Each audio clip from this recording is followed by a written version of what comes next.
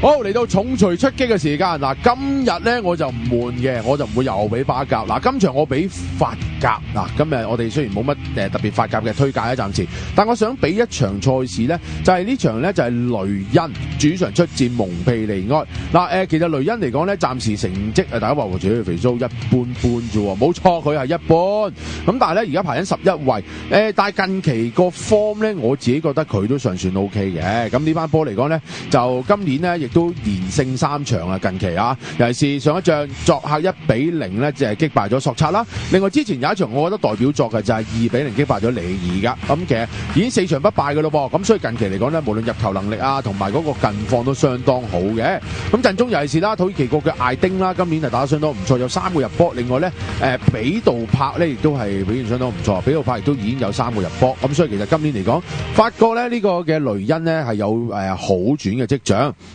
相對咧，佢嘅對手蒙彼利埃咧，作為上屆嘅盟主，其實佢哋嘅人腳，自從基魯特走咗之後，一個雙輸局面啦，咁啊成績差好多，冇人入波，咁再者而家得8分，8場得8分，咁就其實即係體現到一樣嘢就係。佢哋嘅人腳唔足以雙線作戰，嚟緊仲有歐聯跟尾，跟住咧主場將會出戰奧林比亞高斯。嗱呢場波絕對唔易打，所以相對咧雖然叫做國際賽日啦，有一啲休息，但係我覺得呢場波咧喺作客情況下咧，應該對佢哋幾不利嘅。其實蒙彼利埃雖然早前就話喂作客贏過咧呢個藍石，但係其實佢哋嘅作客成績咧真係今年都係麻麻地啦，叫做贏過索察，但係呢啲都係弱隊嚟嘅啫嘛。反而所以呢一場咧對住強少少嘅羅連安特啊，對住藍斯啊，即係另一隊球隊。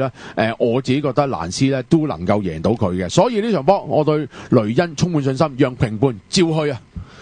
好啦，咁呢場我就覺得自己覺得法甲呢場啦，即係我覺得始終難以雙線作戰啊！即係始終咧，我同阿傑仔講嚟講去做咁耐節目咧，都係嗰句啦，你冇咁大個頭，戴咁大頂帽咧，唔係大家諗下一啲惡果啦，維拉利爾咪降埋班咯，係咪先？直情真係財困添，搞到降咗班。所以其實日日都球隊係咪真係一定要打歐聯咧？咁樣咁，所以其實呢樣嘢